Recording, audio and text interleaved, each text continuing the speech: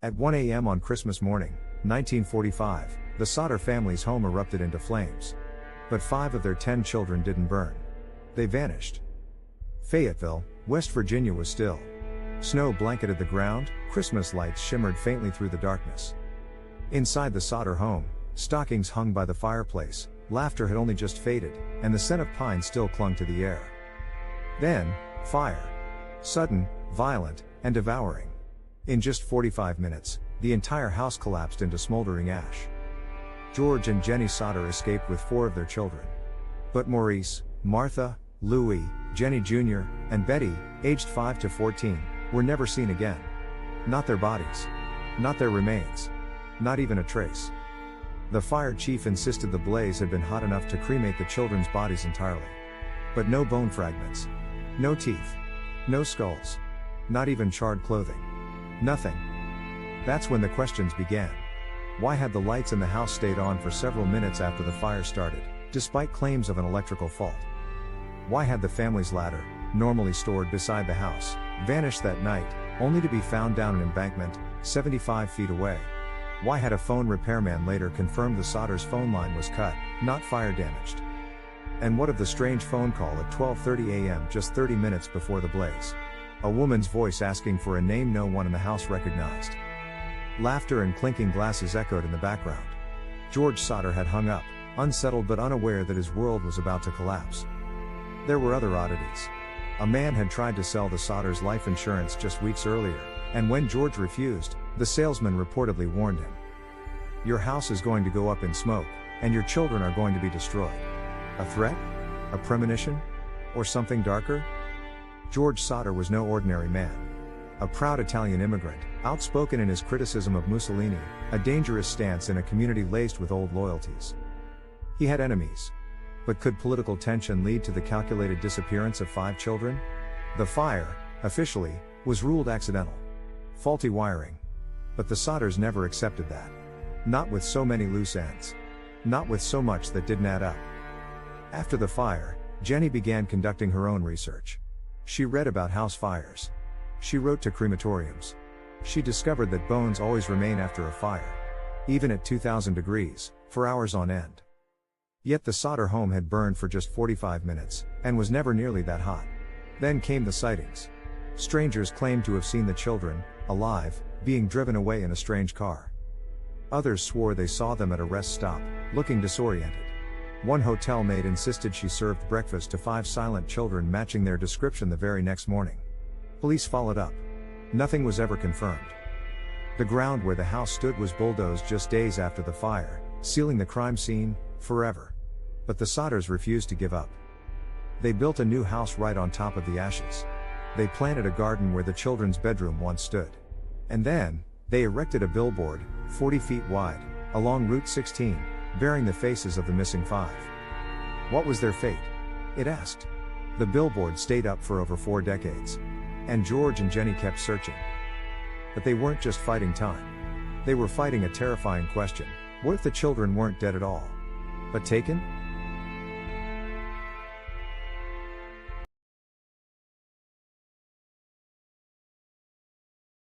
One year after the fire, a letter arrived at the Sodder home. It wasn't from a friend. It wasn't even signed. Inside was a chilling claim: your children are alive. The letter had no return address. No explanation. Just a sentence, typed, not handwritten, followed by a photograph that would torment George and Jenny for the rest of their lives.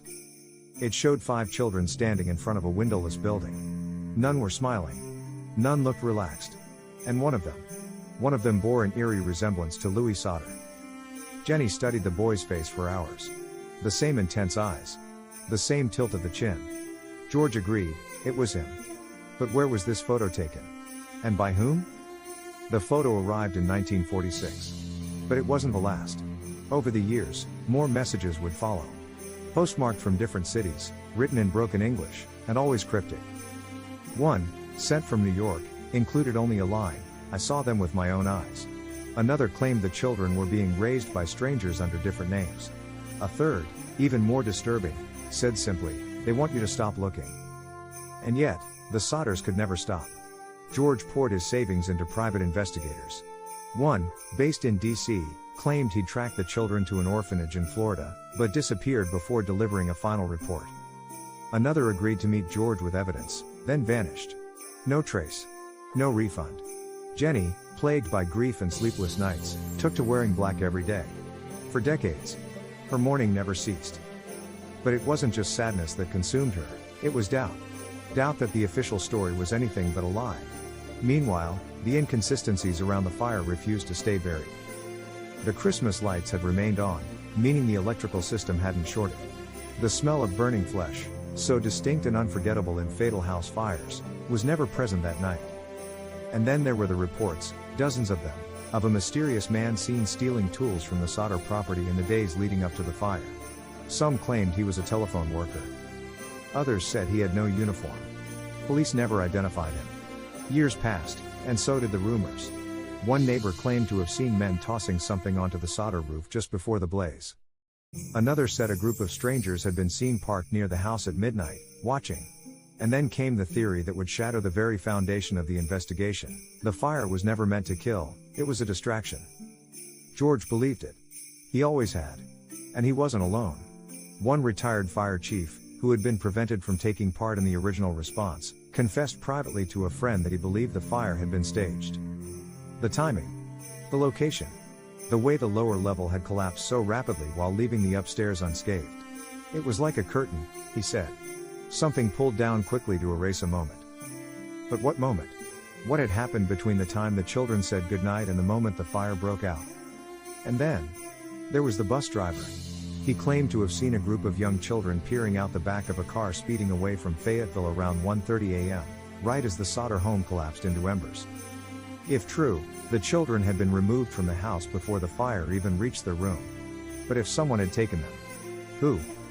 And why would they leave no ransom, no demand, no reason? Unless the motive wasn't money. But silence.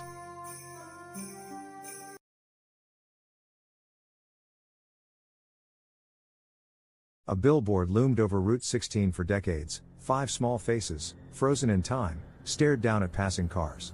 What was their fate? The sign asked. Beneath it, a $5,000 reward. Then $10,000. Then $15,000. But no one ever claimed it. Not because no one knew anything, because those who did were too afraid to speak. By 1950, the Sodder search had consumed their lives. George traveled state to state, following every tip, every whisper.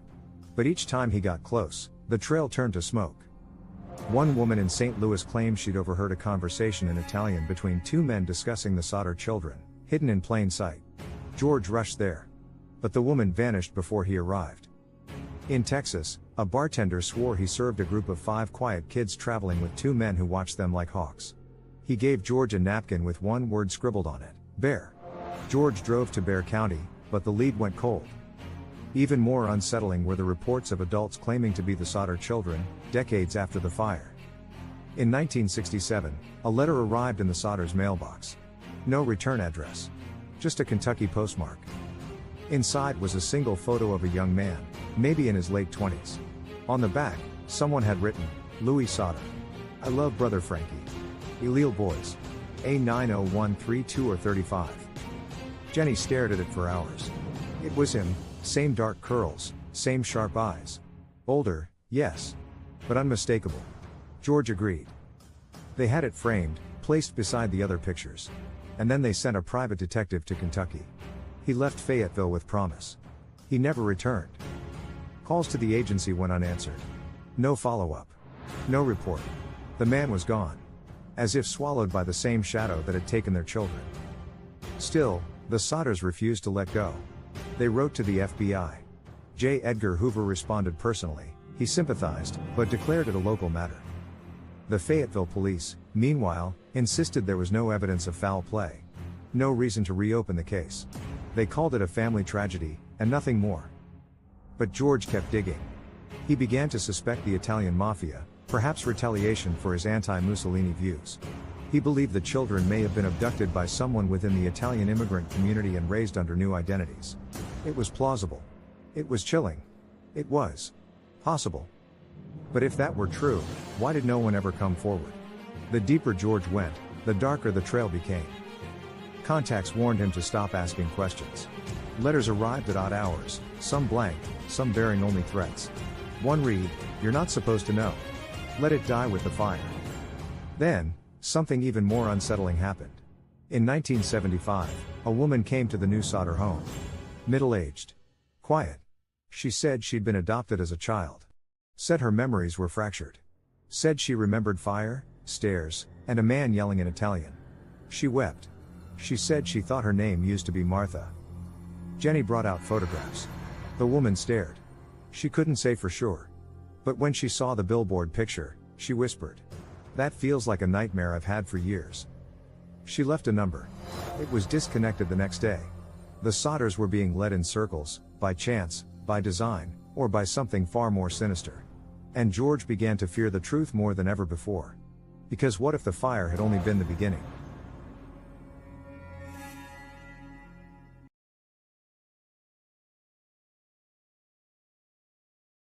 In the quiet hours of an Appalachian evening, George Sodder stood at the edge of his garden, built over the ruins of his former home, and whispered into the wind, "Where are you?"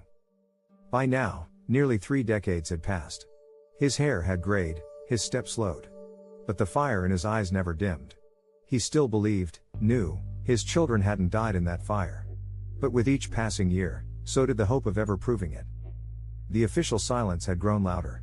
In 1980, an investigative journalist visited Fayetteville to do a piece on the family. She pored through records, interviewed townspeople, and requested the original fire investigation files. What she discovered was staggering. Dozens of critical documents were missing. No evidence logs. No chain of custody records. And most damning of all, the coroner's report had been rewritten multiple times, with conflicting details. One version claimed no remains were found. Another claimed unidentifiable bone fragments were recovered. Yet no bones were ever presented to the family. None were ever logged. Who had altered the records? And why? More strange connections emerged.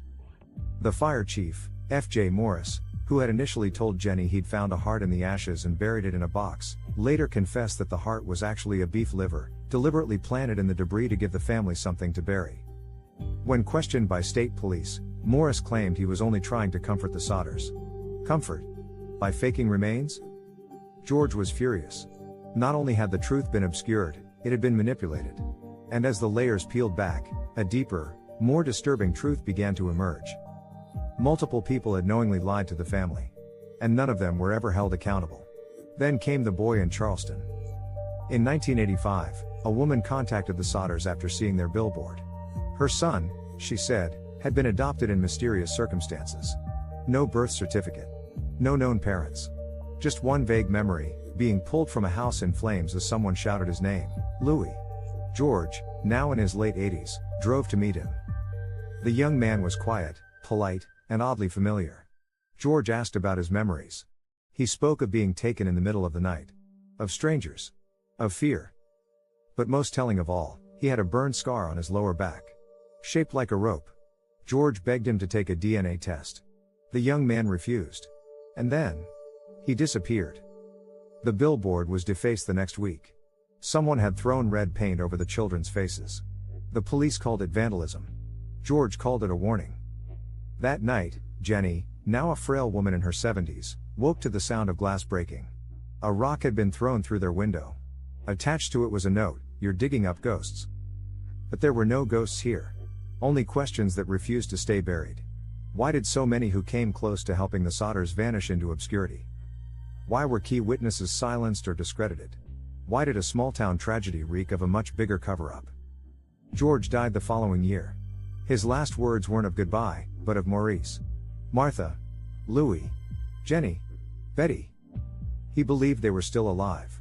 Jenny kept the billboard up until her own death in 1989.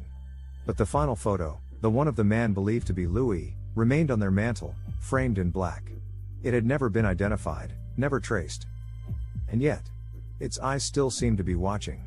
Because the real question wasn't just what happened to the Sodder children.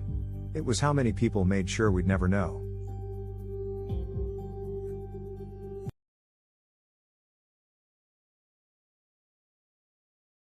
By the 1990s, the Sodder case had faded from public memory, but inside the surviving family, the wound never healed. The missing 5 weren't just names in an old newspaper headline. They were siblings. They were Christmas morning laughter, empty chairs at the table, fading voices echoing in dreams. And they were still missing. The remaining Sodder children, now adults with families of their own, picked up where George and Jenny had left off. But the world had changed. The billboards came down. The witnesses were either gone or silent.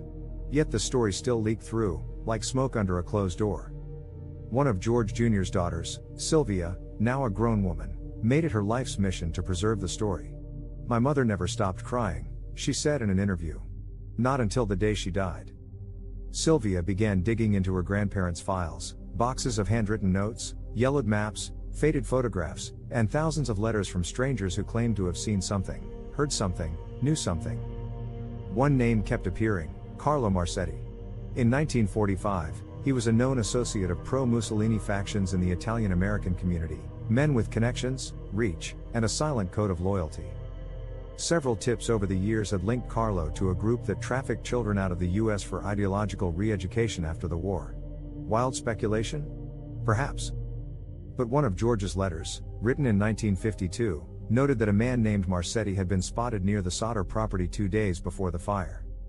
No one had ever questioned him. No one had ever arrested him. And by the time Sylvia tracked down a surviving family member, he was long dead. But there was one last lead. In 1997, a man in Houston contacted Sylvia. He said his grandmother, on her deathbed, confessed to having been a caretaker for 5 stolen children from West Virginia in the 1950s. She had been paid well. Moved often. The children had Italian names, new identities, and were forbidden from speaking of their past. One child, she claimed, had severe nightmares and would scream out the name Betty in his sleep. Sylvia begged the man to meet. He agreed. But he never showed. And when she called the number again, it had been disconnected. That same year, a forensic anthropologist in Pennsylvania contacted the family, offering modern tools to re-examine the debris site, hoping to find long-buried evidence. The family agreed. But before the team could begin, an anonymous donor purchased the property from a cousin, abruptly and quietly, cutting off access. Sylvia knew then. Someone still wanted this buried. Despite the passage of decades, whispers still clung to the air in Fayetteville. An old shopkeeper once admitted seeing a strange group of children escorted by 2 men into a black sedan hours before the fire. He'd been told to mind his business. Another claimed she'd seen 2 of the girls, older now, at a Catholic orphanage in Baltimore, but when she returned to inquire, the girls were gone. Transferred. No records. No forwarding names. A trail of ghosts. Leading nowhere. In her final television interview, Sylvia said, "Someone out there knows what happened. Maybe many people. But the silence has protected them. For all these years." As of today, the official record still says the Sodder children died in the fire. No death certificates. No graves. No DNA. No bones. Just a fire. And 5 faces frozen in time, staring through the decades with the same unspoken question: why them? And why did no one ever come back for them?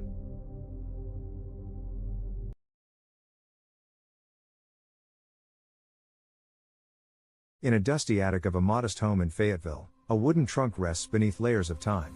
Inside it, a scorched shoe, a singed toy, dozens of black and white photographs, and hundreds of unanswered letters. This was the Sodder family's private archive. And though the world moved on, these relics continued to whisper.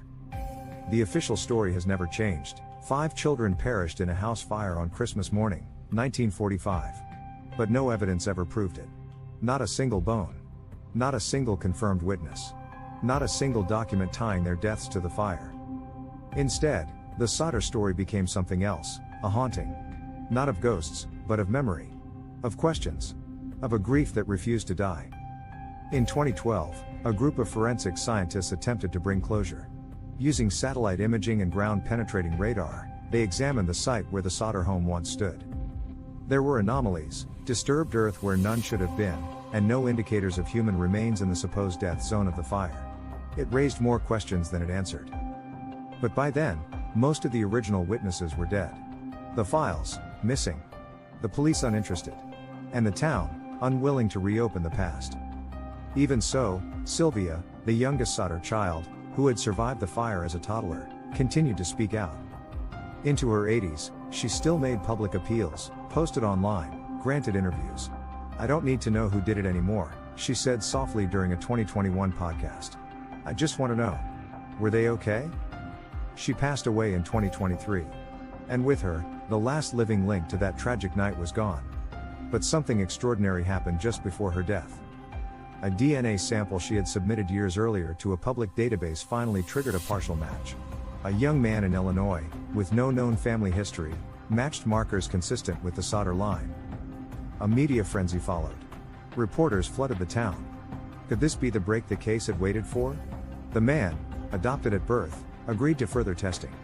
Weeks passed. Hopes rose. Then, nothing. The family received word that the match had been a false positive. Statistical anomaly, the lab said. Unreliable indicators. Case closed. Again. Or so they claimed. But those who knew Sylvia say she died with peace in her eyes. As if, maybe, she had learned something we hadn't. As the story stands today, the missing Sodder children remain an open wound in American folklore. Were they taken as part of a political vendetta? Sold? Hidden? Raised under false names, living ordinary lives while the world searched for answers they'd been forced to forget? Or, is it possible they never left that house? That the truth, no matter how strange or twisted, lies somewhere beneath the layers of fire and silence? What's most haunting is not the absence of answers, but the presence of possibility. Because every year, someone new discovers the story. Someone stares at that eerie photo of Louis, that postcard scrawled with cryptic messages, that billboard that once stood like a monument to the unexplained. And someone asks, as millions have asked, how can 5 children vanish from a fire and leave no trace behind? Perhaps the true horror isn't what happened that night, but the fact that we may never know.